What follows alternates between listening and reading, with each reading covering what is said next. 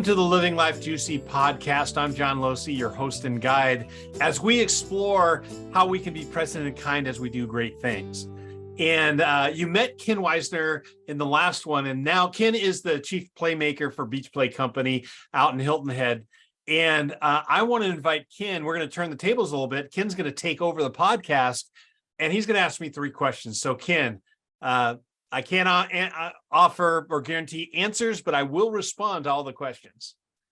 So the first one is off the record. Who does your hair? Bic most of the time. Okay. And honestly, there's not much to do.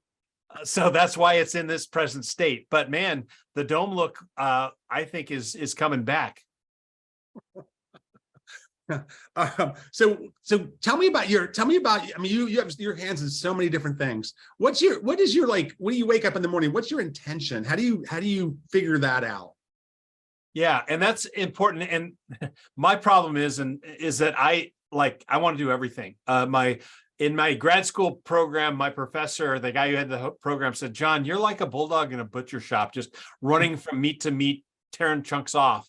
And what I needed to do was step back and take some of my own advice. So I do a lot of coaching and helping people with their own stuff. And I needed to take a deep breath and say, all right, what is my purpose?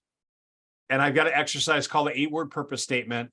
And then my purpose and my mission, the purpose helps move me forward. And so what I came up with is I guide people and groups to the next best step towards growth and sustainability. So that's what moves me forward. That when I get up in the morning and when I talk about people and organizations, I'm a people. So that's part of what I need to do for myself. My family is an organization. So that's part of it too. And then it's my business. That same purpose statement fits my business of intowisdom.com, or intowisdomgroup.com. And then stepping back. So that's what pulls me forward. And man, there's so many things that fit that. Now, my mission, which is basically describing what I do for people, right, for the business side of it, is the way that I help people find and take their next best step is I create environments and resources that help them identify, get clear, identify, and move forward. So that helps me not to try to do everything in the world. But if I'm making a choice, I'm going, is this creating an experience or is this a resource? And that helps keep me focused a little bit. So when I get up in the morning, it's a matter of, I think in terms of, first of all, I got to start with gratitude and think, man, I am so thankful that there's a God that cared enough for me, that my value isn't established by what I do. It's established by the price that was paid for me, which is the price of Jesus. So powerful. And then I can step into, okay, with gratitude, how can I step in the day? I love that. That's kind of what gets me going. And then I've got purpose and mission that most of the time keeps me focused. I still I still love to run to every cut of meat in the butcher shop and take a bite out of it. And that to me turns into my play. But in order to keep things going, I have to do more cutting, getting things out of the way than I do exploring, because man, I could go everywhere and not get anything done. And you have a young son. Yes. Yeah. I have. That's a pretty good intention. It is. And to live it in such a way that I'll be around for as long as possible for him. True. All right. So the next question is, what is one thing or one situation that scares you? I have to say, I've been through lots of ups and downs in my life. And when it's on the downhill, not knowing when it's going to bottom out. Because I know that there's going to be those ups and downs. We never travel in a straight line, even though that's what we think in terms of our growth and development. I think right now, that's the scary time right now is just when is this challenging time going to turn up? And I always think in the possibilities and stuck. I think getting stuck. And the way that I combat getting stuck is Paul Simon was being interviewed by Malcolm Gladwell. Actually, he was getting, well, it was in the book, the audiobook he did with Malcolm Gladwell. And he was talking about being stuck. He says, I'm stuck when I look around and all the paths that are there, I don't want to take. Mm. And what's amazing for him in that he's still really productive, even though he's not as big popularity wise as he was in the 60s, 70s, and 80s. That's 3 decades. But he's still producing amazing music now. And because he always knows that there's a new path that he can find. When he feels stuck, he looks for the opening rather than looking at all the ways that he didn't want to go. And that's important to me, because if I start to feel stuck, I remember that don't look at the obstacles, look at the openings. I love Paul Simon's collaboration with the African music back in the day. Yeah. That sounds like something like he was like, "Ooh, let's do something different. Ooh, Yeah, let's do this." Miracle and Wonder is an audio book he did. Basically, it's a interviews where Malcolm Gladwell and his colleagues sit down with Paul Simon and ask him about all that music. And it's like a musical autobiography. And he's sitting there talking, and then he's got his guitar with him, and he's talking about cool. when like chord progressions, and he gets deep into the music, but it's a master class in creativity, both with Paul Simon and the way that Malcolm Gladwell asks the questions. He's one of my heroes as well. Yeah. All right. Yeah. Speaking of Malcolm Gladwell and books, tell me about that book that's over your shoulder there. Oh, look over your shoulder. That one. Yeah. Tell me about that. Thank you for asking. I have a question, but tell me about it. Okay. So I've been a part of strategic planning, both as a participant, being in an organization, facilitating it, and then doing workshops on how to actually structure it.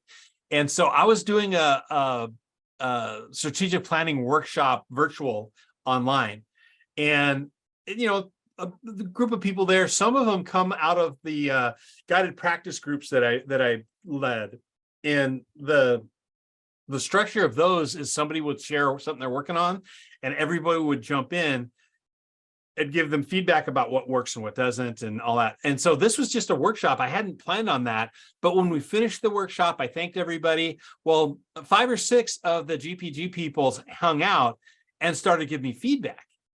And at first it was like, I don't want to hear this. This is hard feedback, but it was good. And it was hard because it was accurate. But as we were talking, I had said that I wanted to share it in a story form, this structure for strategic action. And they said, you didn't share a story. You just told the process. You told the model. It wasn't a story. And they really pushed it. And we started brainstorming. And somebody said, Dan Miller said, think about doing it like Who Moved My Cheese, or, some of these business books that were told as fables or stories. And so I started thinking, and it comes up, well, what about if it was about a raccoon? And somebody says, oh yeah, that sounds great. You should look at that. I said, what about I came up with, because of the alliteration, Peter the Pottery Panda. And Terry Atkins goes, check and see if that URL is available.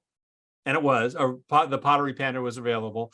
And so that created this structure in my head of telling the story of Peter the Pottery Panda, who was stuck in a job that paid the bills and he was good at it, but it just wasn't working for him. So we explore entrepreneurial or starting up a small business through the eyes of a raccoon. That's the Pottery Panda is a play on the words. A lot of people refer to raccoons as trash pandas. So that's it. And the Pottery Panda is written in a unique way in that I wanted it not to be a long book, because I love to read, but I only want to read the parts I want to read. So don't make me wade through all the other stuff. Pottery Panda is a deep book. So you read a chapter and then you can go, there's a QR code or a URL you can go to where you can explore deeper the things that interest you most about that chapter. So it's a fun, quick read. You'll enjoy getting to know Peter and his raccoon friends. Peter learns about raccoon bowling. So that's something. But that's what that book is about. And ultimately, what I hope is that it's a way for people who, especially entrepreneurs, don't necessarily like that kind of structure. So it's a fun way to get into the type of learning and planning and development that the big companies do that will give you a competitive advantage as you step in.